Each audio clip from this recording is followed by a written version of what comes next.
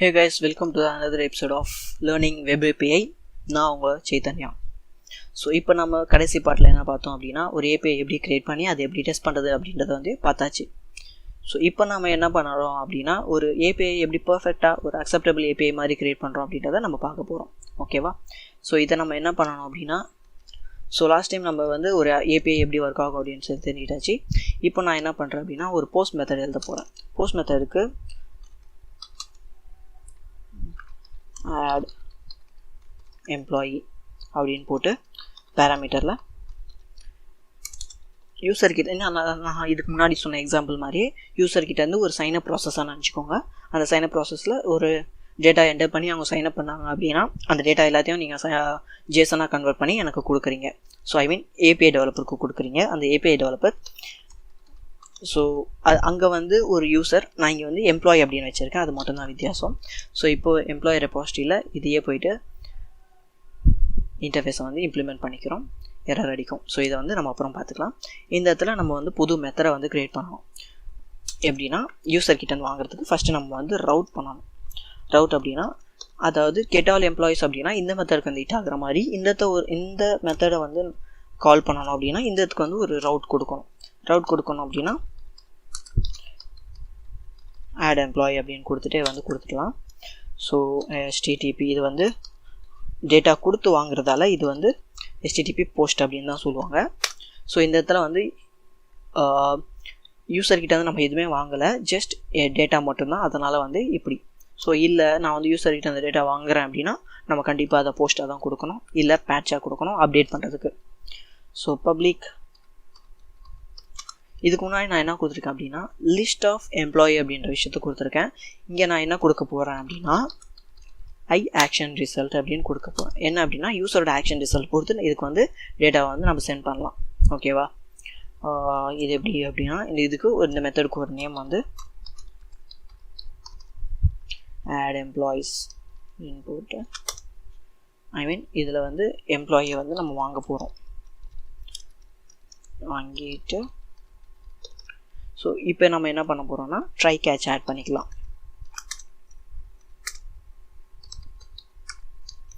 Catch of exception கொடுத்து enter பண்ணிக்கிட்டோம் அப்படின்னா, ஸோ இந்த இடத்துல வந்து நமக்கு ஆல்ரெடி வந்து எம்ப்ளாயி ரெபாசிட்டரி அப்படின்றது இந்த கிளாஸ் வேரியபிள் நேமில் நமக்கு வந்து யூஸ் பண்ணிக்கிட்டே இருக்கும். So where status is added அப்படின்றது போட்டுட்டு equal to employee repository dot add employee of இந்த வாங்கின எம்ப்ளாயியை நம்ம இந்த இடத்துல வந்து வாங்கி வச்சுக்கிறோம். ஓகேவா? ஸோ இந்த ஸ்டேட்டஸை வந்து நம்ம கால் பண்ணிட்டோம். இப்போ இந்த மெத்தடுக்குள்ளே போயிட்டு கோட் எழுதுவோம். கோட் எழுதுனோன்னா நம்ம இந்த இடத்துல வந்து இதுக்கு முன்னாடி பண்ண மாதிரி இஃப் கண்டிஷன் போட்டு எம்ப்ளாயி டிபி கான்டெக்ஸ்ட் நல்லா அப்படின்னு வந்து செக் பண்ணிக்கலாம். நாட் ஈக்குவல் டு நல் அப்படின்னு ஒரு விஷயம் இருந்துச்சு அப்படின்னா நம்ம இப்போ என்ன பண்ணணும் அப்படின்னா, empdb context dot employees dot add of employee அப்படின்னு, ஐ மீன் எம்ப்ளாயி, அதாவது நம்ம இந்த யூசர் கிட்ட வந்து வாங்கினா அந்த டேட்டாவை இங்கே வந்து நம்ம மூவ் பண்ணி ஆட் பண்ணி விட்டாச்சு. ஆட் பண்ணதோட நம்ம இருக்க முடியாது. இதுக்கப்புறம் நம்ம வந்து கான்டெக்ஸ்ட்டை வந்து சேவ் பண்ணணும். Employee DB context dot save changes அப்படின்னு கொடுத்துட்டு, ஸோ எம்ப்ளாயி டிபி கான்டெக்ஸ்க்கு அப்புறம் சேவ் ஆகிடுச்சு அப்படின்னா நான் வந்து இங்கே வந்து பூலில் வந்து தம்பி இது வந்து ரிட்டர்னில் வந்து சேவ் ஆகிடுச்சுடா அப்படின்ட்டு ரிட்டர்ன் ட்ரூ பண்ணி விட்டுறேன்.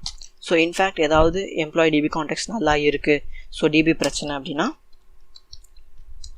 ரிட்டர்ன் ஃபால்ஸ் பண்ணி விட்டுறேன். ஓகேவா? ஸோ யூசர்கிட்டேருந்து ஒரு மெத்தட் எழுதுகிறோம். இந்த மெத்தட்லேருந்து யூசர்கிட்டேருந்து இந்த மெத்தட் வந்து ஹிட் ஆகும் ஒரு எம்ப்ளாயி டேட்டாவோட. ஸோ இதுக்கப்புறம் என்ன பண்ணுறோம் அப்படின்னா, ஒரு எம்ப்ளாயி ரெபாசிட்டரிக்கு அதை வந்து ட்ரான்ஸ்ஃபர் பண்ணி விட்டுட்டு அந்த இடத்துல வந்து டிபி கான்டெக்ஸ்ட் அதை வந்து கான்டெக்ஸ்ட்டை செக் பண்ணிவிட்டு எம்ப்ளாயிஸில் ஆட் பண்ணி விட்டுட்டு அதை வந்து சேவ் பண்ணி விட்டுறோம். இவ்வளோ தான் நம்ம பண்ண வருக்கு. ஸோ இன்ஃபேக்ட் இந்த இடத்துல வந்து ட்ரை வந்து கேட்ச் ஆகிடுச்சு அப்படின்னா நம்ம என்ன பண்ணணும் அப்படின்னா, return status code of status code number 500 என்ன அப்படின்னா internal status, internal server error, இந்த சர்வரில் ஏதோ பிரச்சனைப்பா, நீ வந்து இதை வந்து பக் ரிப்போர்ட் பண்ணிக்கோ அப்படின்ட்டு நம்ம வந்து ரெஸ்பான்ஸில் வந்து கிளைண்ட்க்கு சொல்லிட்டோம் அப்படின்னா அவங்க வந்து இந்த டெவலப்பர் டீம் கிட்ட கொடுத்து சொல்லிப்பாங்க. ஸோ இந்த இடத்துல நம்ம என்ன பண்ணுவோம்னா ரிட்டர்னா ஓகே அப்படின்றது என்ன சொல்லுவாங்க அப்படின்னா 200 ஸ்டேட்டஸ் கோட் ரிட்டர்ன் ஆஃப் அப்படின்னு போட்டு இஸ் ஆடட். அங்கேருந்து நம்ம என்ன கொடுக்குறோமோ அதே டேட்டாவை நம்ம இங்கே வந்து பாஸ் பண்ணி விட்டுக்கிறோம். அதோட ஓவர் விஷயம் முடிஞ்சிருச்சு. ஸோ இப்போ நம்ம இதை வந்து டெஸ்ட் பண்ணி பார்ப்போம். டெஸ்ட் பண்ணி பார்க்கணுன்னா என்ன பண்ணணும்னா நார்மலாகவே வந்து ரன் பண்ணிவிடுங்க ஐஏஎஸ் எக்ஸ்பிரஸை.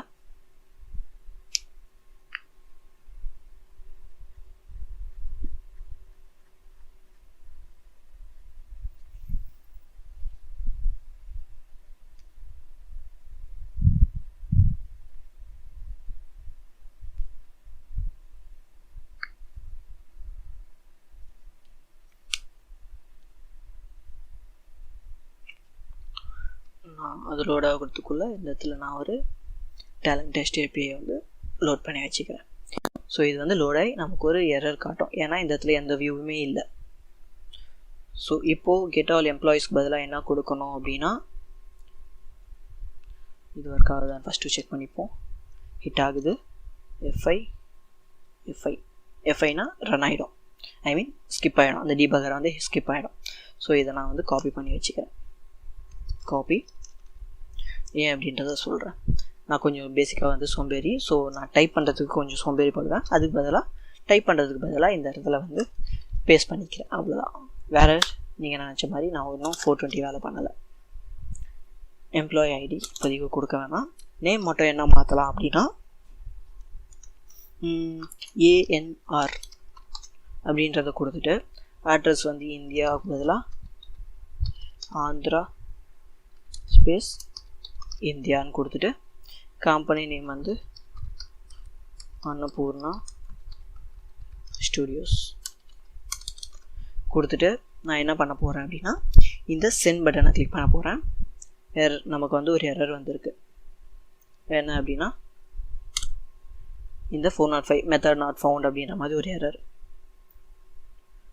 ஏன் மெத்தட் வருது, எரர் வருது அப்படின்னு பார்ப்போம்.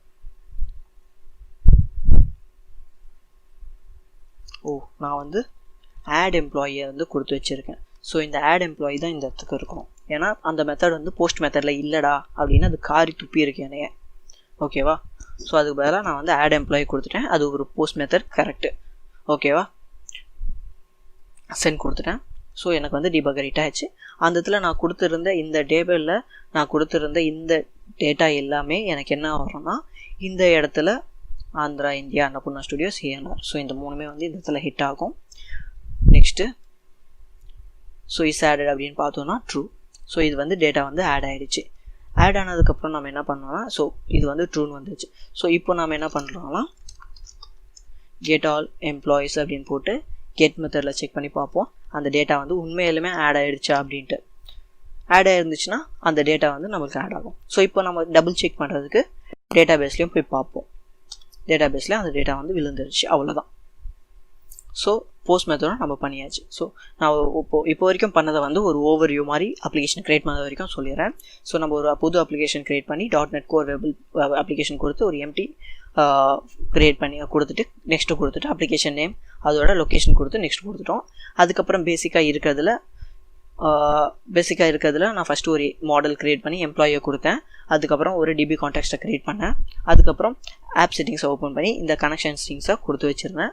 அந்த கனெக்ஷன் ஸ்ட்ரிங்ஸை வச்சு ஸ்டார்ட் அப்பில் இருக்கிற ஒரு கன்ஸ்ட்ரக்டரை வந்து நான் வந்து ஜென்ரேட் பண்ணிவிட்டு அதில் சர்வீசஸ் வழியாக நான் வந்து கனெக்ஷன் ஸ்ட்ரிங்கை கொடுத்து வச்சுருந்தேன். கனெக்ஷன் ஸ்ட்ரிங்கை கொடுத்துட்டு பேக்கேஜ் மேனேஜர் கன்சோலை ஓப்பன் பண்ணி நான் வந்து அந்த இடத்துல இருக்கிறத வச்சு ஆட் மைக்ரேஷன் இல்லை அப்படின்னா அப்டேட் டேட்டாபேஸை வந்து கொடுத்ததால எனக்கு வந்து டேட்டாபேஸ் கிரியேட் ஆகிடுச்சு. அதோட ஃபஸ்ட் பார்ட் வந்து 50% முடிச்சிட்டோம். நெக்ஸ்ட்டில் என்ன பண்ணோம் அப்படின்னா எம்ப்ளாயி கண்ட்ரோலர் ஓப்பன் பண்ணிவிட்டு எம்ப்ளாயி கண்ட்ரோலர் கிரியேட் பண்ணிக்கிட்டோம். எம்ப்ளாயி ரெபாசிட்டரி கிரியேட் பண்ணிக்கிட்டோம். எம்ப்ளாயி அப்படின்ற ஒரு இன்டர்ஃபேஸும் கிரியேட் பண்ணிக்கிட்டோம்.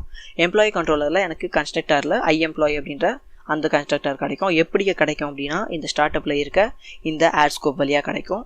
அதே மாதிரி ஆட் எம்ப்ளாயி ரெபாசிட்டரியில் எனக்கு கன்ஸ்ட்ரக்டரில் எம்ப்ளாயி டிபி கான்டெக்ஸ்ட்டும் கிடைக்கும். அது எப்படி கிடைக்கிது அப்படின்னா நான் ஆல்ரெடி இந்த சர்வீசஸ்லேயே வந்து டிபி கான்டெக்ஸ்ட்டும் கொடுத்துட்றேன். எனக்கு இந்த கான்ஃபிகர் சர்வீசஸ் வழியாக எனக்கு வந்து டேட்டா வந்து கொண்டு வந்து கொடுக்கும்.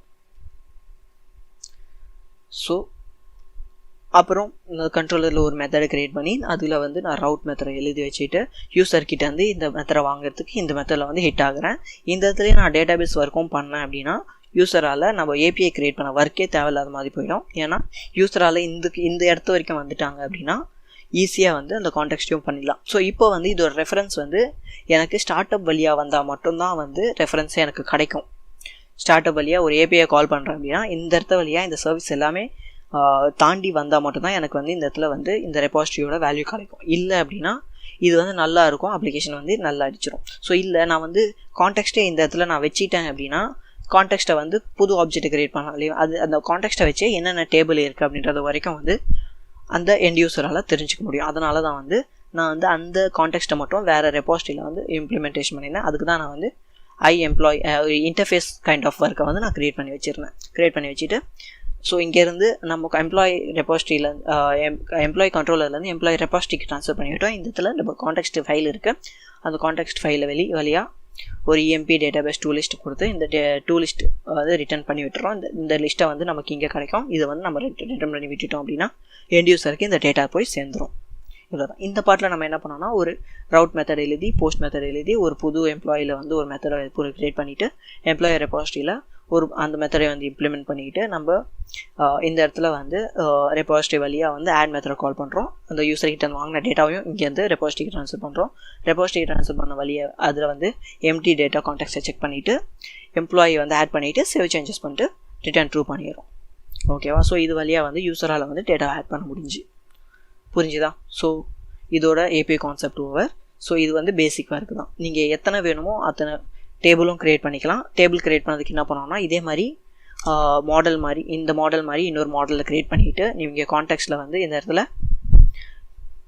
இந்த கான்டெக்ஸ்ட்டில் இதே மாதிரி நீங்கள் இன்னொன்று க்ரியேட் பண்ணிவிட்டு இந்த எம்ப்ளாயி பதிலாக நீங்கள் க்ரியேட் பண்ண அந்த மாடலை கொடுத்துட்டு நீங்கள் ஆட் மைக்ரேஷன் அப்கிரேட் மைக்ரேஷன் கொடுத்தீங்க அப்படின்னா உங்களுக்கு இந்த SQL சர்வரில் ஒரு ஃபைல் க்ரியேட் ஆகிடும். ஸோ நீங்கள் இப்போ வரைக்கும் கவனிச்சிங்க இல்லையான்னு தெரியல.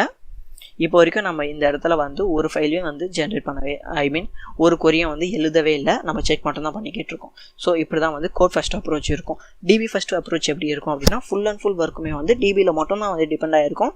அந்த டிபியில் இருக்கிற டேட்டா வச்சு தான் நம்ம இந்த மாடலே வந்து ஜென்ரேட் ஆகும். அதுவே வந்து ஜென்ரேட் ஆகும். அது வேறு கான்செப்ட். அது வேணும்னா சொல்லுங்கள். நான் அதுக்கும் உங்களுக்கு வந்து டெமோ ஒரு டுட்டோரியல் எடுத்து க்ரியேட் பண்ணி உங்களுக்கு நான் வந்து இதே மாதிரி சொல்லித்தரேன். ஸோ வேணும்னா கமெண்ட் பண்ணுங்கள். ஸோ உங்களுக்கு வேறு ஏதாவது டவுட் இருந்துச்சுனாலோ வேறு எதுனாலோ நீங்கள் வந்து என்னோடய டிஸ்கிரிப்ஷனில் என்னோடய இன்ஸ்டாகிராம் ஐடி கொடுக்குறேன். நீங்கள் அதையும் வந்து ஃபாலோ பண்ணுறதோ இல்லை நான் வந்து டவுட் கேட்குறதோ கேட்டுக்கலாம். ஸோ டேட்டா எப்படி ஆட் பண்ணோன்னா இந்த இடத்துல வந்து டிபி கான்டெக்ஸ்ட்டில் பப்ளிக் டிபி செட் ஆஃப் நீங்கள் க்ரியேட் பண்ண அந்த மாடலை போட்டு ஆட் மைக்ரேஷன் அப்டேட் டேட்டாபேஸ் கொடுத்தீங்கன்னா டேட்டாபேஸில் டேட்டா வந்து டேபிள் வந்து க்ரியேட் ஆகி உட்காந்துக்கும். அந்த டேபிள் க்ரியேட் ஆனதுக்கப்புறம் உங்களுக்கு டேட்டா வேணும்னா நீங்கள் வந்து புது கண்ட்ரோலர் க்ரியேட் பண்ணிவிட்டு அங்கேயும் வந்து இதுக்கேற்ற மாதிரி நீங்கள் வந்து ஒரு கண்ட்ரோலர் க்ரியேட் பண்ணிங்கன்னா அதுக்கேற்ற மாதிரி இன்டர்ஃபேஸும் க்ரியேட் பண்ணிவிட்டு இம்ப்ளிமெண்டேஷனும் க்ரியேட் பண்ணிக்கோங்க.